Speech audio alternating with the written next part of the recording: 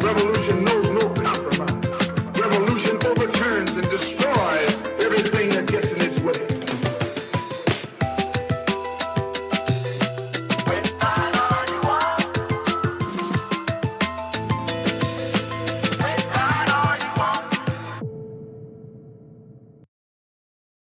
This is Breakthrough News, and you are here watching the Freedom Side. I am one of your hosts, Eugene. Per year, our normal co-host, my normal co-host, Rania Khalek, is out this week. She's participating in an important conference, so won't be able to join the show, but we salute her, and we salute all of her excellent work and the honor she's being given to participate in some important events that I'm sure you'll hear more about and see more about on social media.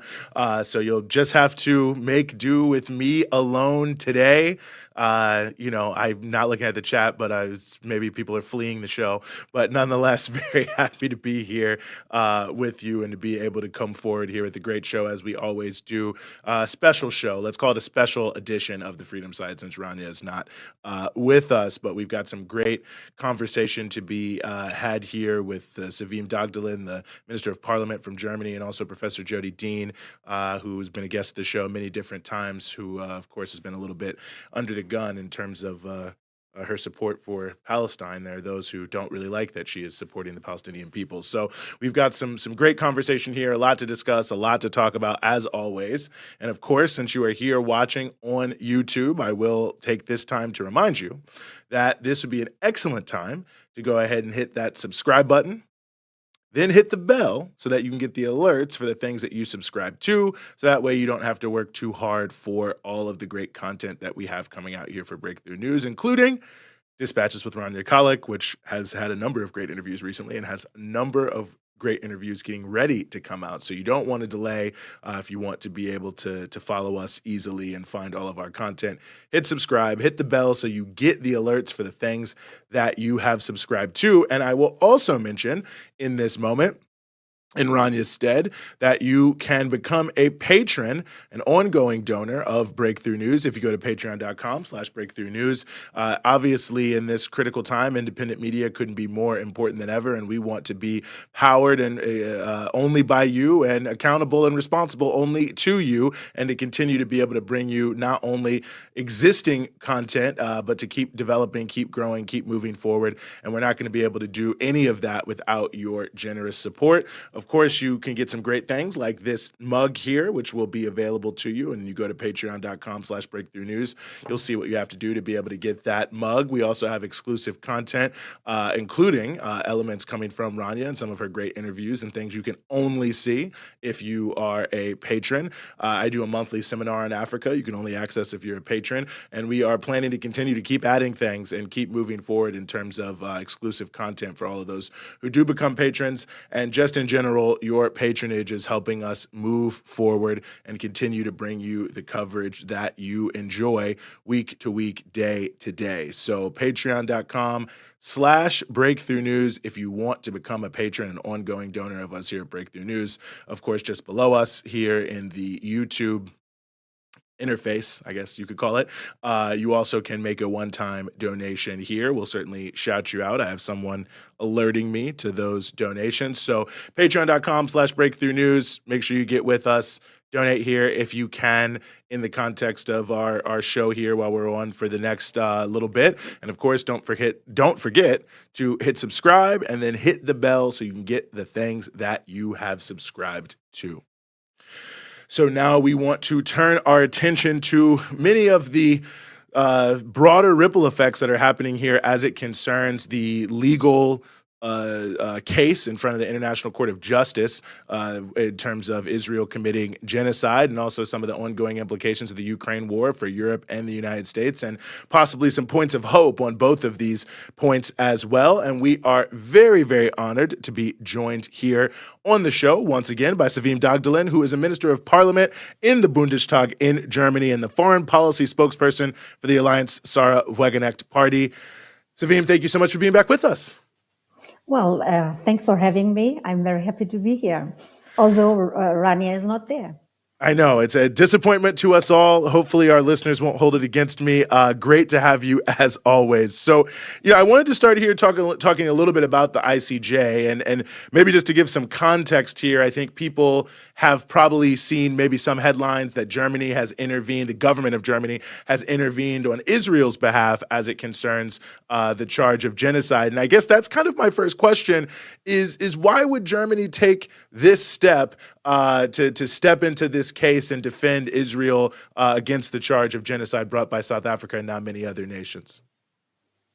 Well, Eugene, the German government's intervention on Israel's side before the ICJ in South Africa's genocide case is part of its unconditional support for Israel's war in Gaza. Germany and other leading NATO states support Israel because of their geopolitical interest in not losing Israel as an ally in the region, especially with regard to the conflict against Iran. And in Germany, there is also the fact that the German government places its claimed raison d'etat, Staatsräson, what they say, of unconditionally defending Israel's right to exist above international law. And regardless of all violations of international humanitarian law by the Israeli government, the German government therefore continues to support Israel politically, financially, and militarily. And by intervening before the ICJ, it is clearly seeking to prevent Israel's war crimes and human rights violations from being prosecuted under international law. And after all, by supporting Israel, the German government shares responsibility for these crimes.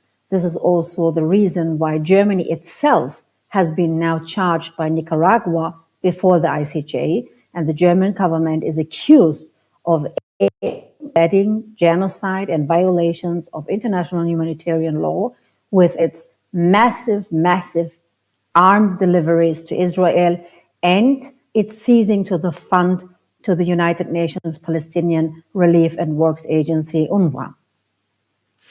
Well, I'm glad you mentioned the Nicaragua intervention against Germany, because I believe you were there as a parliamentary observer as some of that played out. And I'm curious some of your reflections on that. I mean, how Germany was responding to Nicaragua's charge that they are indeed aiding and abetting genocide in Gaza, and just anything else you think was relevant from being there in that hearing.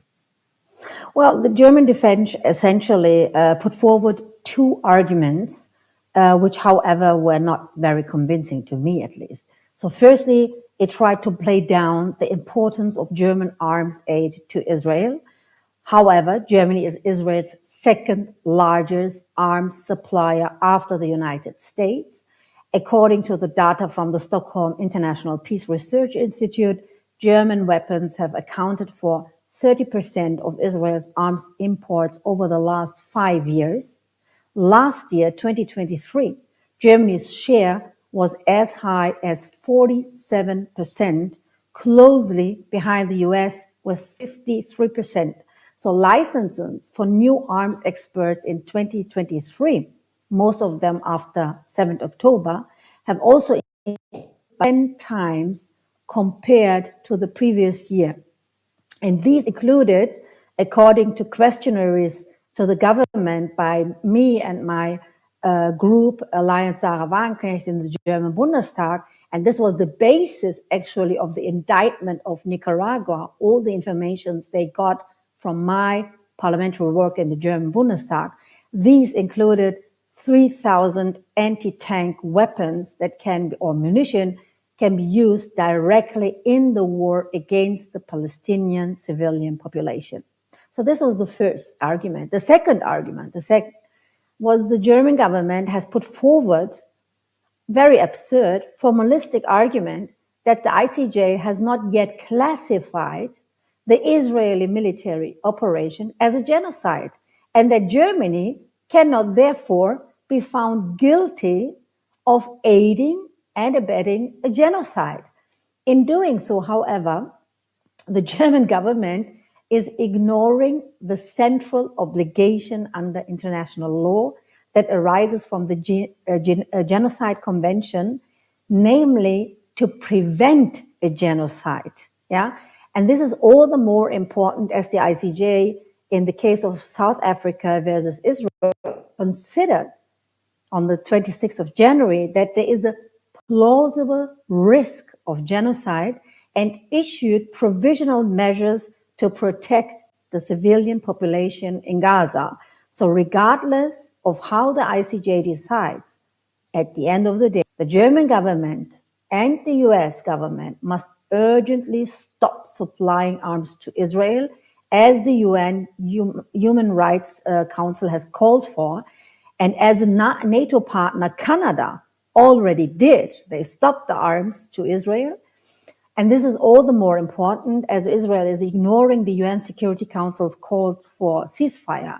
And that's why we urgently need to prevent a further bloodshed through an invasion in Rafah and an escalation in the conflict with Iran. Germany and the United States of America must finally impose an arms embargo on Israel and thus exert pressure for an immediate ceasefire and an end to Israeli war crimes.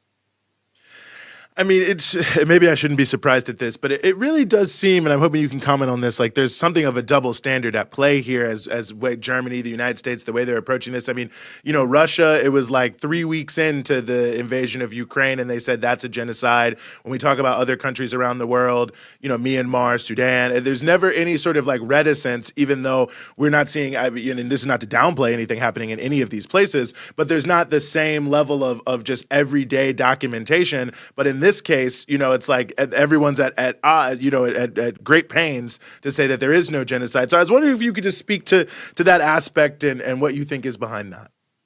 Well, unfortunately, that's true. In my view, the West's handling of the war in Gaza is a new peak of Western double standards. There is no doubt that Israel is waging a brutal war, committing numerous war crimes that have killed more than 33,000 people, including more than 13,000 children.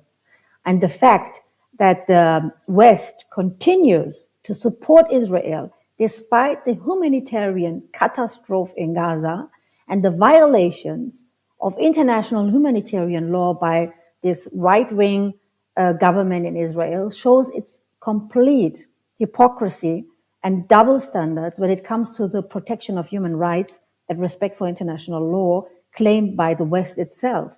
And I think this is really an impressive illustration of its instrumental approach to international law, which is apparently only supposed to apply when it suits the West's own geopolitical interests.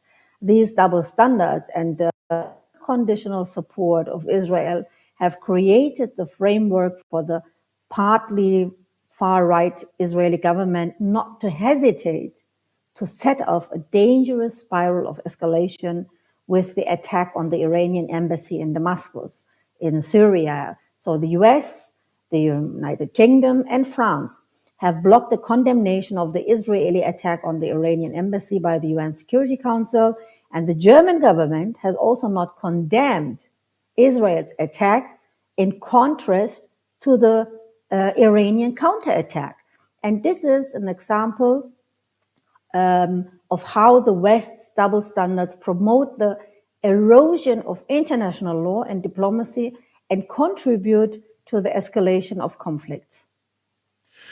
You know, switching gears here a little bit, although these are all interconnected issues for sure, with, you know, this year is the 75th anniversary of NATO. And as you know very well, the big conversation in the U.S. this week is whether or not the U.S. was gonna send $60 billion to Ukraine to continue the war. But one of the subtexts there is this idea of Ukraine joining NATO, which, of course, they're saying that this is definitely going to happen. The U.S. is saying they're behind it. And, of course, we're told here in the United States, well, this is the only way to keep our friends in Germany and France and Poland safe, is we have to bring Ukraine into NATO and give all of this money. So since you actually are in Germany and in the parliament of Germany, I would be very curious your thoughts about what are the implications of bringing Ukraine into NATO, and is it true that we need NATO to keep our friends in Europe safe?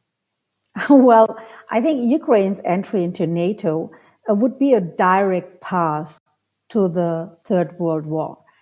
Due to the obligation to provide assistance under Article 5 of the North Atlantic Treaty.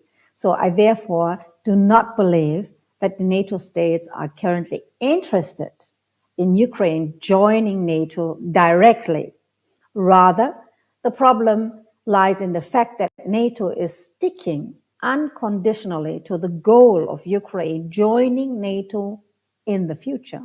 And this prevents any diplomatic solution to the ongoing war in Ukraine. And that's that's the biggest problem we are facing now. We have to stop this war in Ukraine because this war has the danger of third world war. That's really a big risk. So that's why I think this is the major challenge we are facing at the moment. And 75th birthday, you know, from my perspective, 75 years too much for the NATO. No, and I know you also have a new book, by the way, coming out about NATO, which we're hoping to get in English very soon, so we can promote it as much as possible. And I guess that's another sort of question I'm curious your thoughts about is the role that NATO really plays in sort of the U.S.-European relationship. I mean, the way it's presented is, this is a collaborative partnership in defense, but it almost seems to me, and you tell me if I'm wrong here, that it's as much a mechanism to assure European countries never do anything against the U.S. agenda as it concerns Europe. I wonder what you think about that. Well, NATO is essentially an instrument of the United States, the extended arm of its geopolitics. The United States is the undisputed leading power of this military pact. As such, it exercises control over the foreign and security policy of all the other NATO member states. And for the other NATO states, membership of NATO always means a loss of their own democratic sovereignty.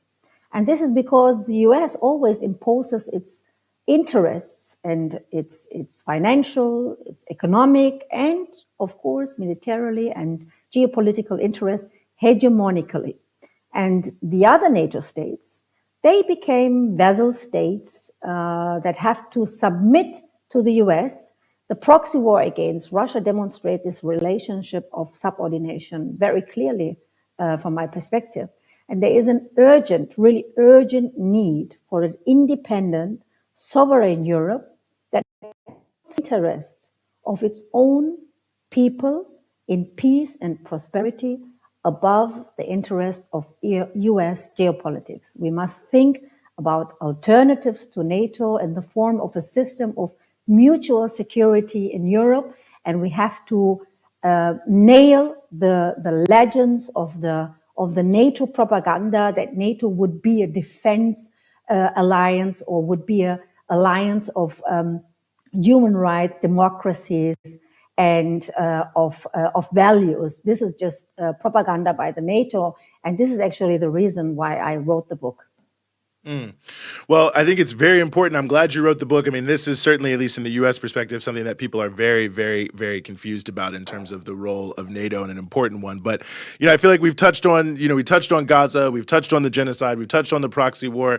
Obviously we're in a bleak situation worldwide, and, the declining of living standards of the working class everywhere. But nonetheless, you were someone who is very involved in many different efforts for peace, for social justice. Obviously, you're engaging in politics. So I just wonder, do you see any points for hope in the world that is, so mired in war and so mired in injustice? Always, Eugene, always. That's why I'm doing politics, because I agree with the Italian Marxist Antonio Gramsci. What we need is pessimism of the mind, the intellect, and an optimism of the will.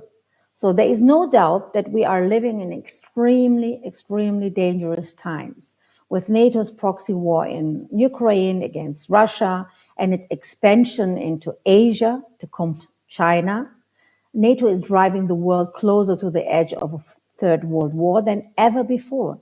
And our task as a left anti-war movement is to inform, to enlighten the people about the dangers of NATO expansion, and to stand up for peace and peaceful alternatives to NATO's policy of war, confrontation, and armament. And it will be crucial that the decline of the United States as the only world hegemon and the related transition to the multipolar age takes place without a major war. So only then we will be able to build a hopeful development, such as the rise of the BRIC states, to achieve a more peaceful and just world order. So let me repeat, what we need is pessimism of the intellect and an optimism of the world. Very well taken point. And as always, we really appreciate having you on, and we really appreciate or are really looking forward to being able to hold up the English language copy of your book very soon about NATO. And certainly we'll be having you back to get folks more in tune with that. Sevim Dağdelen, member of the Bundestag for the Alliance Sarah Wagenknecht Party. Thank you so much, as always, for giving us some of your time here on the Freedom Side. Thanks for having me, Eugene. Take care. Bye-bye. Yes. So look for this soon. Sevim's going to have a new book out. It's already out, I think, in German, but it'll be out soon in English. If you read German, you can go find it, about NATO, 75 years of NATO. The Brussels summit is going to be, I think, in 2 months, maybe. I think it's in June, maybe it's a couple months. Anyway, going to be a big deal where they're going to be celebrating NATO. So I think many of those points are very well taken. And just in the context of things that are happening, since we did mention the issue of Palestine quite a bit there, people have probably been watching Columbia University, where students have set up a encampment, or had set up an encampment starting yesterday when the president of Columbia was in front of the so-called panel on anti-Semitism in Congress. There is certainly arrests that have been taking place there, just for those who are following the story. But there is also an ongoing effort on the campus by students to keep occupying certain areas as well in defiance. And also they are engaging in certain maneuvers to try to prevent those who are arrested from being taken away. So nonetheless, that is an ongoing situation for those who are maybe following it. And I think something important to check out, our very own Kate Pritzker here from Breakthrough News is, as of right now, that's 3:24 p.m. on April 18th. So if you're watching this later, maybe not, but as of right now, he is there on campus. He is covering it, and he is regularly updating it. And we also have some others from the community sending us some footage. So if you check us out at BT Newsroom across all of our social media platforms after this show is over, you'll be able to see some of the direct coverage of what is happening there at Columbia University, where students are continuing an encampment. And also many community members from the New York City area have actually come out, and they're not being allowed on the campus, of course, but they are actually just getting a report right now that hundreds of students have actually started sort of a new occupation of a different area of the campus, even more so than those who were at the encampment. But anyway, members of the community are also gathering to support as well. So interesting point, and another point showing the ongoing growth of resistance to the genocide in Gaza that is really touching every single part of U.S. society. And yes, here's some footage there from what's happening at the campus, and it's becoming a big flashpoint here all across the United States in the ongoing conversation about the genocide, what people should do about it, what's acceptable, and maybe most importantly about the complicity of our institutions. I mean, the students' main demand there at Columbia is that there will be, or should be, a total divestment of Columbia from various occupation and genocide related entities and organizations. And that, of course, has also been the case with colleges like the Claremont colleges, where we had some individuals on from Pomona and from Scripps in the past couple of weeks, which if you want to go to some of our archives of the Freedom Side, you will be able to see. So ongoing issue on campuses, in the streets, all around the country. It is not stopping. It's only continuing to grow, the movement for solidarity with Palestine. So while we're on that subject, if you will, excuse me, it's just me here today, so I got to take a little sip of this coffee.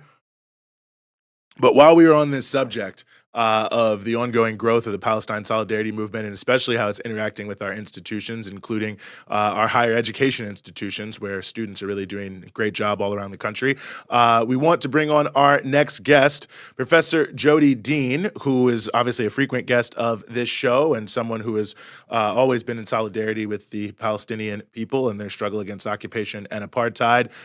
Recently faced a little backlash herself in the context of this. But Jody, we are very honored that you are willing to join us here on the show and take some time out of your schedule. Thanks for having me. I'm glad to be here.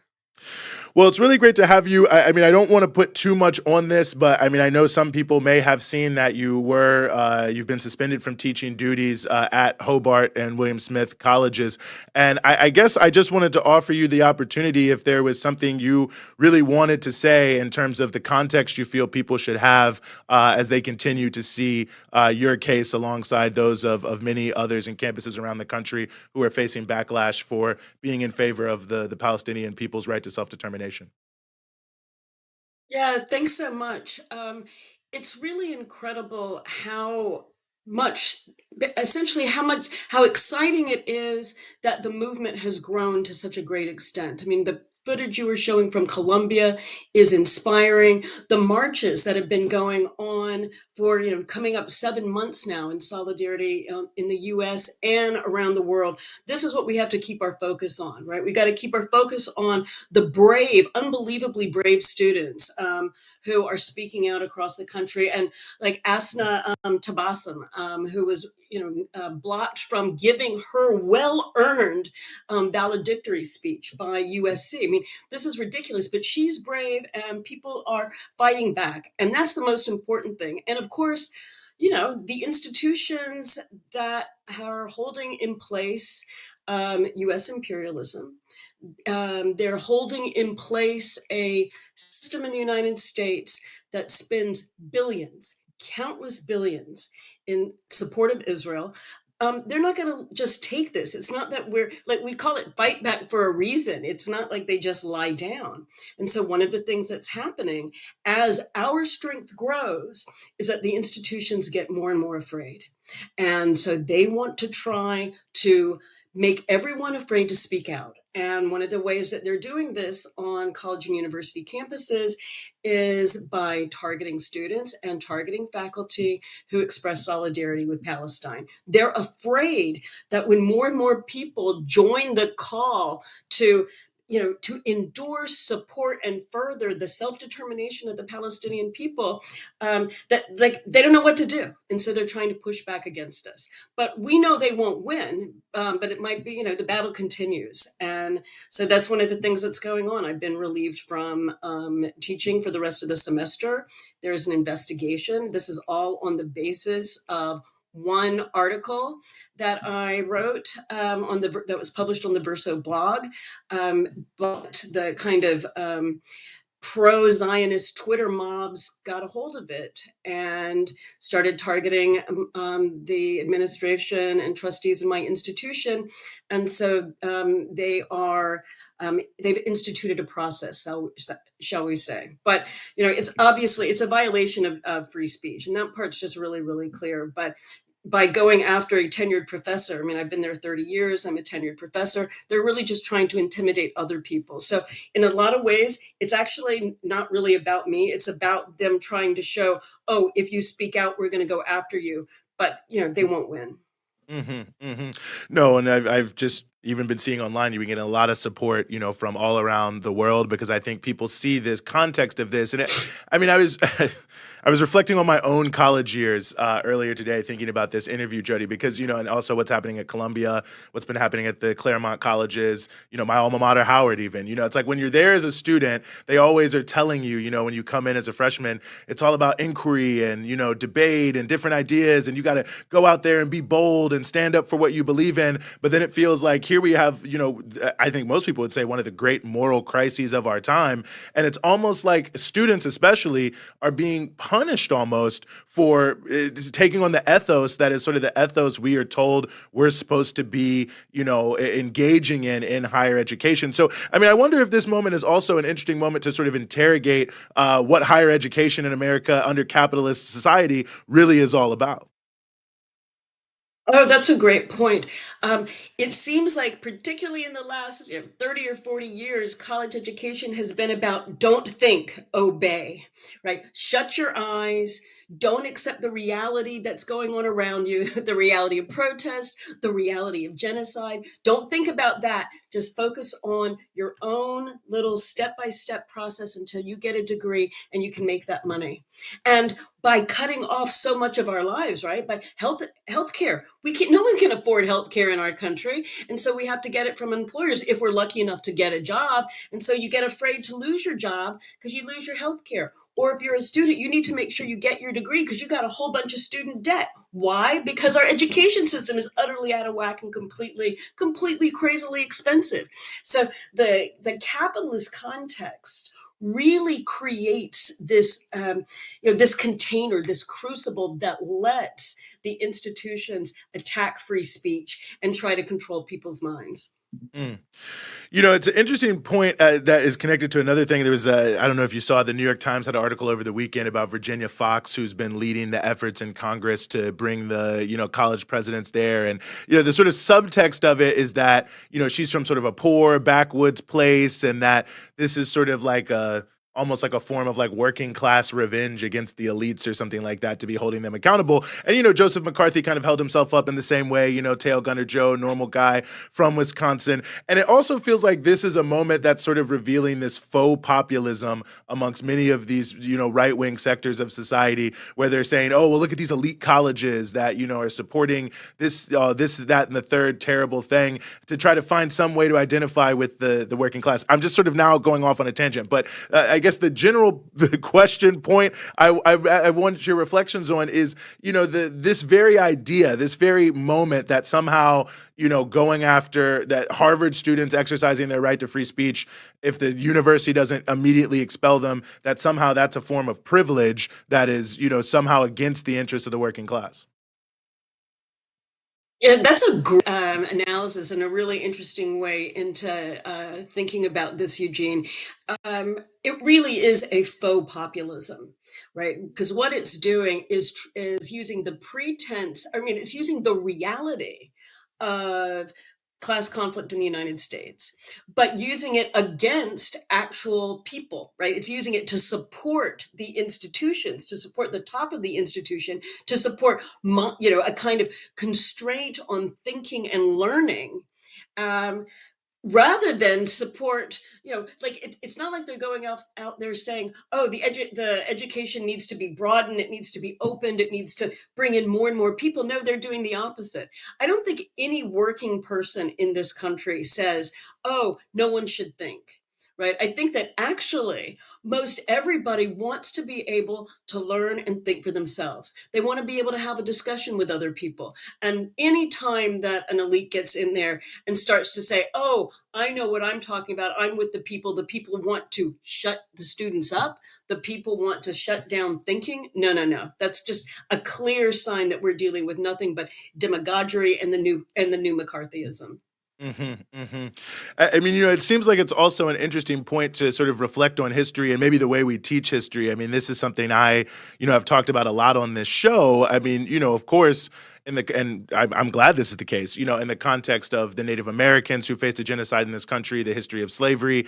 The abolitionists, of course, who were heavily denounced at the time as being the worst of the worst. Now we teach that, oh, they were so great, and this was like the ethos of our country, and this is what built up our moral foundation, and they were great, and they were very moral, and we should be following the footsteps of the abolitionist in particular. When we think about the American context, the Native people trying to protect their way of life in that context. All of it is important, but it just seems like when you have that historical removal, well, it was 400 years ago, and it feels that, the way it speaks to me about some of the way we teach history, that we can have this moment where in college campuses where people are learning all of these different things in the midst of an actual genocide that we can see live on TV, that it's considered illegitimate for students to say, well, hey, I read about Frederick Douglass and Harriet Tubman and all these other people and Nat Turner and others. I read about, Tecumseh and the people trying to hold on to their land, and, looking at all these things I've been taught, it feels like I should take action. And it just seems like that is also an interesting, element of this as well,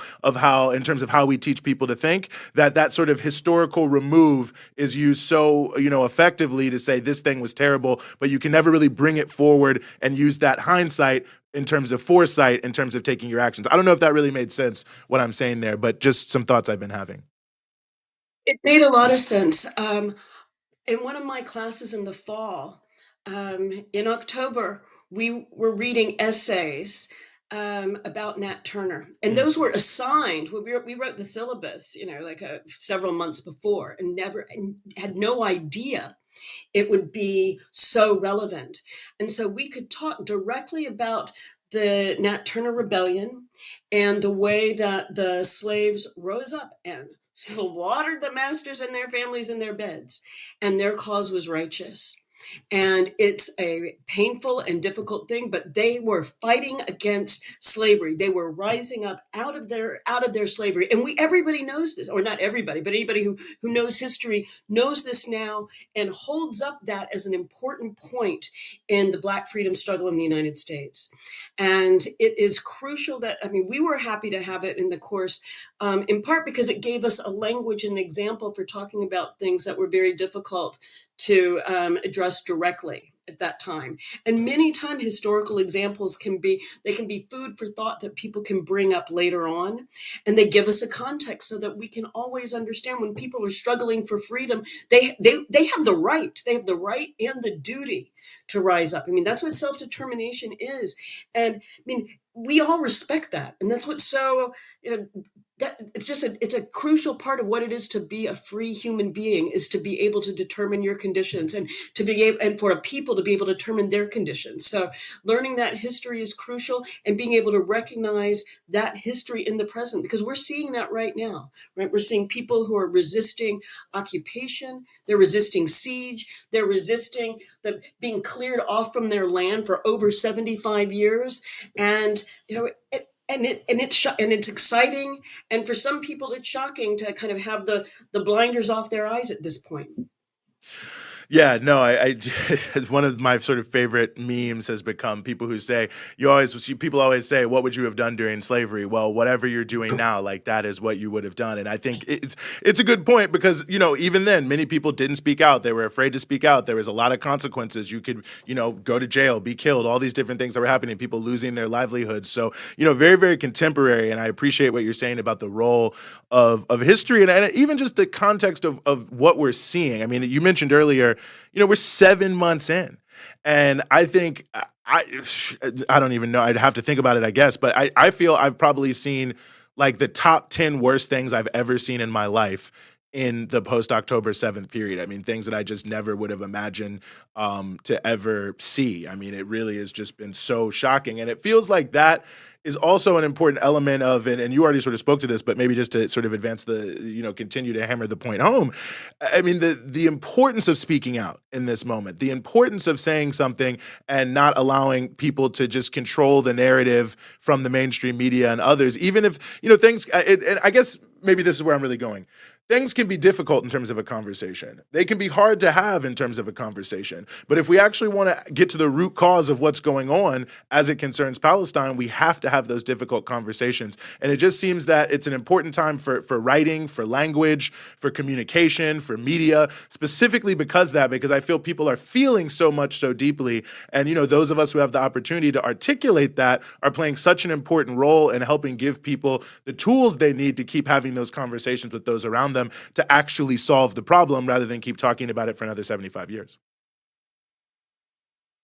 People will not be able to talk about Palestine if they don't talk about Palestine, right? And so, and that means they have to keep doing it. And the thing is that it just takes a few baby steps, and it just takes one or two people, and then it starts to get bigger and bigger and more, as we see with more and more people coming out there at this particular action going on at Columbia, but also as we've seen during the movement overall. One of the crazy things in some higher ed environments is the way that college administrations act, that you can't talk about Palestine without that being harmful to Jewish students. Now, that's a real disrespect to Jewish students. It's really a real disrespect given how many Jewish students have had their organizations shut down because of their activism, how much they've been campus leaders, how brave they are, and how much they are really changing the norms, changing the expectations in their own communities. And so the whole mindset of safety and protection, and the only thing we can do is like express our feelings and make sure we respect everyone as if what's going on is not a genocide. Like breaking through that is really an important part of this. Mm-hmm. And, I share the sentiments that you've said, that it's so, to see so many people coming out on Palestine, so many people starting to talk about Palestine, people I know who weren't political on any issue, who are now doing things because of this genocide and what they're seeing. And I think part of the reason why, especially I've been, working in Palestine solidarity since 2002, is it hasn't been that kind of outpouring. And it's just like, yes, finally the scale's falling off people's eyes. But, in that context, I was just curious to ask you, how did you first hear and learn about Palestine? I mean, how did this become an issue that you really took on as a core issue? Oh my God, I didn't expect that question. Well, there are a couple of answers. One answer is, I've been a communist for a long time, and that's just kind of what we do, Yeah. right? Like we're always on the side of Palestine. Like that's sort of in the air that I breathe. But I've been to Ramallah. And I was invited to Ramallah to be part of a kind of lecture reading discussion thing called Reading Marx in Ramallah. And it was an incredible experience. I mean, I could not understand this barrier wall and the checkpoints. And like I went to Hebron, and to see a neighborhood carved up where it was just like, some settlers came in and they wanted this house. And so they took it, and then the IOF defends them.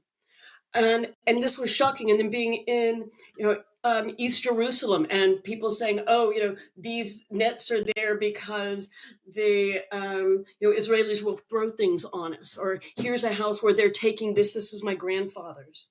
And so being in Ramallah, it was like something I have never experienced in my life. And I've never written about it because I didn't want to be one of those people who's like, oh, I'm making it about me and my going to Ramallah.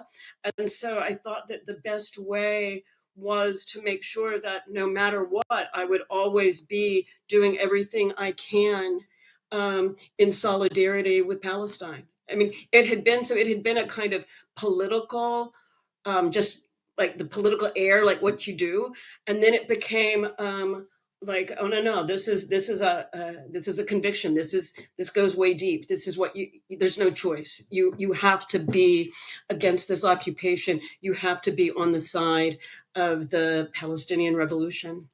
Mm-hmm. Yeah, no, I think it's a poignant point. I think it's Dwight Bullet was his name. He was a state senator in Florida, and they were coming after him a few years ago. And he said, listen, if you go there as a black person, it's like you never imagine what you've seen. And he's like, I can't not speak out. And I think that's an important piece and a very, very powerful piece. Well, Jody, I just have to say I really appreciate you taking some time. I know it's a lot going on, and we are always happy to have you as a friend of the show and a friend of the network here at Breakthrough News. I'd say your book, Comrade, is more needed than ever right now as we continue to get organized and move on. And it was really an honor to have you here and give some of your time on the Freedom Side this week. Thanks so much, Eugene. Mm-hmm. Well, Professor Jodi Dean, definitely check her out on social media. I mean, just many, many great books. The Communist Horizon, Comrade, which is a very, very, very relevant book for all of her books are relevant, but that one's really relevant about what it really means to organize, to have comrades, to come together in a powerful way. So she's made many, many great contributions, to our movement on many different levels. And I think all around the country, we're seeing that's what they don't want. They don't want people who are, powerful, respected voices speaking out on the issue of Palestine. And as Jody pointed out, more and more people are speaking out on the issue of Palestine. And I think it's from areas where no one ever really would have expected it. I mean, or maybe you would have, maybe you wouldn't have, but to have the 1,000 black pastors come out with the letter for a ceasefire, the African Methodist Episcopal Church come out in favor of not just a ceasefire, but an arms embargo. We've seen, even some politicians now coming out. I mean, Elizabeth Warren saying that it's a textbook example of a genocide, which I have to say surprised me, because anyone who's followed her career has known that she sort of made a point of not really speaking out at all vis-a-vis Palestine and often supporting Israel, quite frankly. So, whether it's cynical or not, I mean, how politicians are, they just sort of finger to the wind on all these different things.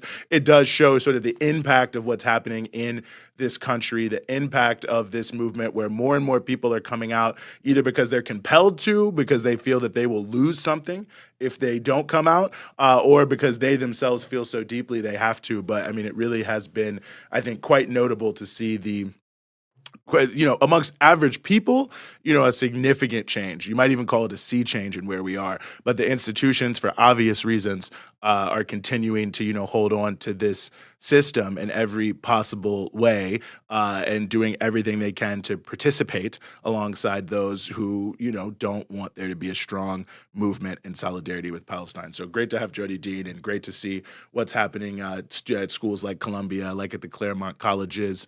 I'm just mentioning those two because those are on my mind, but I know that there's dozens of campuses around the country where people are just engaged day in and day out in solidarity work with Palestine and taking some hits for it. So we certainly salute them on that front.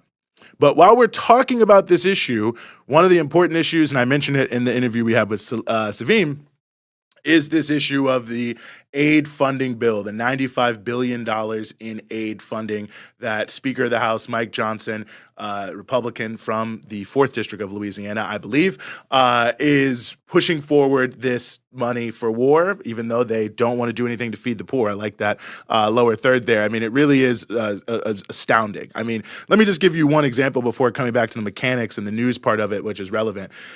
In the funding, the original funding for this broader package, it's Ukraine, it's Israel, and it's Taiwan as well. The biggest chunk, $60 billion going to Ukraine. But one of the things that was in the original proposal, now we'll see because they haven't released the exact information on the Israel one. Maybe they'll see this broadcast and take it out. But in the original proposal for this, which is the basis for Johnson's bills, one of the things that they were doing for Israel was sending $1.2 billion to them for something called the Iron Beam.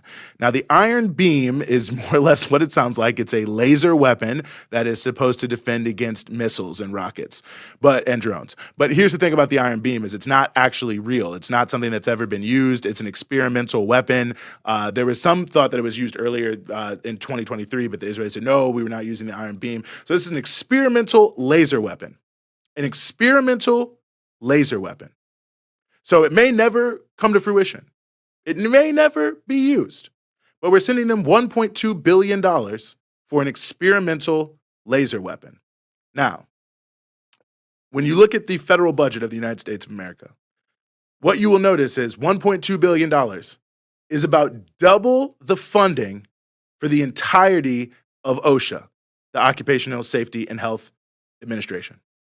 Now, for those who don't know OSHA is the agency that is tasked with protecting you on the job from dying for things that are avoidable. So, unsafe work environments, all those different things, different standards around chemical, all the various different issues that are designed to make it so that you don't die on the job. So that's like a pretty important thing, right? Like you think about people working in meatpacking plants with giant knives. You think about the people working in UPS and the Postal Service and FedEx moving these huge boxes. It's very easy to get injured, and in these Amazon warehouses to get hit by these robots that they have flying around. You think about farmers who are out there in the heat, and there is no federal heat standard. OSHA has not done that yet. But also the chemicals that they have to spray and the different things that they're exposed to on a daily basis, the carcinogens, different pieces like that. So obviously actually keeping people safe on the job. And April 28th will be Workers' Memorial Day, which is commemorated by the AFL-CIO for workers who die on the job. Listen, I'm just telling you what the AFL-CIO said, so you can fact check me if you think it's wrong. But they are saying that 340 workers die every day from work-related events and illnesses, which is, I mean, stunning. 340 a day. I mean, there's really, you talk about a war on workers by the capitalists. It's right there. So OSHA is designed to prevent all of that. And yet its budget is half of what we are sending to Israel for an experimental laser weapon that may never be used. Double the budget of OSHA for an experimental laser weapon. I just want people to really put that in their mind, that we are sending money to Israel, double the amount of money that we will fund the main agency to keep people from dying on the job from preventable things. It's amazing. It's amazing. But when you look at what's taking place here, you can see that Speaker Johnson has said that he's going to divide the bill into three tranches. The one that came from the Senate, $95 billion. It's all one bundle: Ukraine, Israel, and Taiwan. So now they're going to divide them. I think part of the reason they're dividing them is there are a number of Republicans who do not want to vote for the Ukraine funding. And I think what Speaker Johnson is sort of holding out is that this way they'll have an up or down vote so they can sort of register their disapproval for Ukraine while then voting for and registering their approval for genocide in Palestine, and also registering their approval, no doubt, for pushing towards World War III by giving even more arms to Taiwan and the saber rattling that's happening with China. Now, nonetheless, there are still people mad with Johnson because they feel that he is not living up to his promise, which was to not really push this Ukraine aid. But one of the people who isn't criticizing Mike Johnson is Donald Trump. And I think that's notable because there's still a faction of people out there somewhere, I'm sorry for you if you're still under this illusion, that think Donald Trump is some sort of anti-war person, some sort of peace person, somebody who's not for all these wars and so on and so forth. Well, let me tell you, Mike Johnson went down there to Mar-a-Lago and met with him. He's been getting endorsements from Trump. He's been saying Mike Johnson is a great guy. They've been standing alongside each other. Trump's, only offering on this Ukraine piece was not that they shouldn't vote for it, but just that the money should be loans instead of grants. And so Speaker Johnson, ever the poodle, I guess, has actually made one element of the Ukraine part, making some of the money loans instead of grants. So you can see that despite all of the smoke and mirrors about Trump being some sort of anti-war force, he's standing four square behind the speaker as the speaker pushes forward the Ukraine funding, the funding for the genocide in Gaza, and also for World War III in Taiwan. And by the way, these were all things that Trump was for as president. Of course, Trump was the one who sent the first lethal offensive weapons to Ukraine, weapons that Obama would not send. Of course, it was Trump who created the so-called Abraham Accords, moved the U.S. Embassy to Jerusalem, and gave total uncritical backing to the Israeli government at every turn and on every issue, and never took any action whatsoever to help the Palestinians. In fact, as Nikki Haley, his UN ambassador, noted during her failed campaign for presidency against Donald Trump, when she was the UN ambassador, she bragged about how they cut the funding for humanitarian aid to the Gazan people in that context during the siege back then. And of course, as it concerns Taiwan, we know that Trump was heavily accelerating arms sales, coming from almost one of the very first things he did when he became president, that he was, one of the main people. Of course, he was just following Obama, but extremely jingoistic towards war towards China, demonizing China, doing everything possible to push forward war there. So it's no surprise, really, that Trump is backing Speaker Johnson here, because this is just a continuation of the policies that he continued. He, just like every other president, was just as much a part of the bipartisan war agenda and military-industrial complex control of our country. I mean, there's no doubt about it. I could go on for an hour here if I really wanted to about all of the policies he pushed forward, the maximum pressure on Iran, the collapsing of the Venezuelan economy under sanctions, which then, of course, has led to this terrible migrant crisis that is terrible for those who are having to flee here and face tough circumstances, and creating many challenges for our local officials and governance as we try to deal with this. So, Donald Trump is behind, many of the worst possible policies. He is behind Speaker Mike Johnson continuing them. So let's just disabuse ourselves of any notion that there's any difference between Biden and Trump when it comes to the war machine. They are both on board with the bipartisan Democrat and Republican military-industrial complex-controlled war machine that will wage war and try to destroy anyone who disagrees with the United States. And if they don't wage war against you, they'll do the next best thing, which is sanction you to try to destroy your country and starve the people out to force them to eliminate you. That's who Trump is. That's certainly who Mike Johnson is. That's who basically the leaders of both parties are. So we'll see how this all plays out politically. Obviously, there is a lot of conversation about how this is going to play out.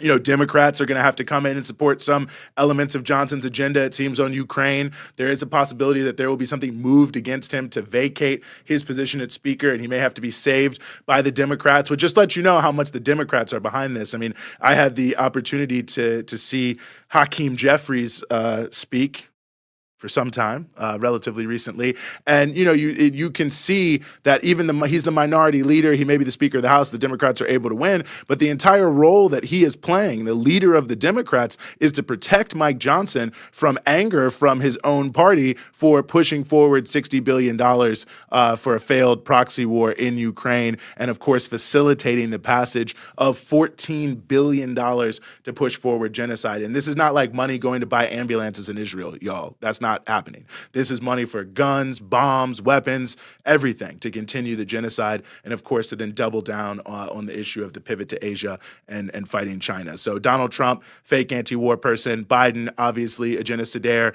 Everyone in the leadership of both parties in Congress love war, love the military-industrial complex, love getting their money, and I'm sure when they retire, love getting paid from them to be lobbyists. People like Lloyd Austin, our defense secretary, who of course left the military to become a very, very rich man, lobbying for more guns and more bombs to kill more people in these endless and totally pointless crusades we have in this country. So just wanted to speak on that, you know, briefly before we closed here today, because I think it's an important issue in terms of the positioning of people like Trump and the attempts to trick people as it concerns, you know, who they are in the context of the election, but also just to inform you a little bit about what's happening now, that this week there's going to be a big effort to sort of ram down the throats of the American people, or at least to do it in our name in Congress, $95 billion worth of funding, which, by the way, is more money than the entire budget of HUD, Housing and Urban Development, by about $15 billion.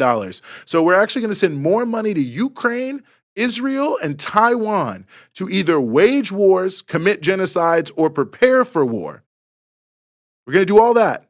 Then we would do, but we won't spend an equivalent amount on the department that covers all housing programs in America while we're in an affordable housing crisis. So think about that. And $1.2 billion for an experimental laser weapon, double the budget of OSHA.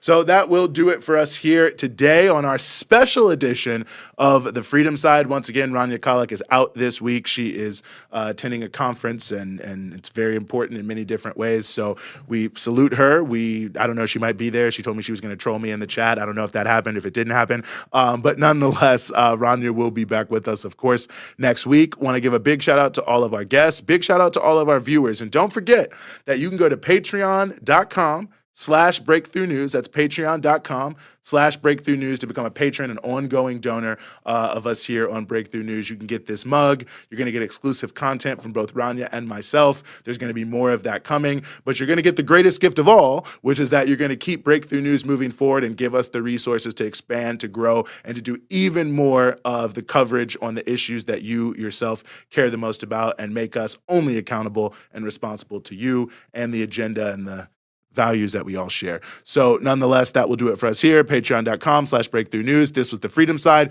Big shout out to everyone here at Breakthrough News who works behind the scenes to make this show happen. And we will see you next time.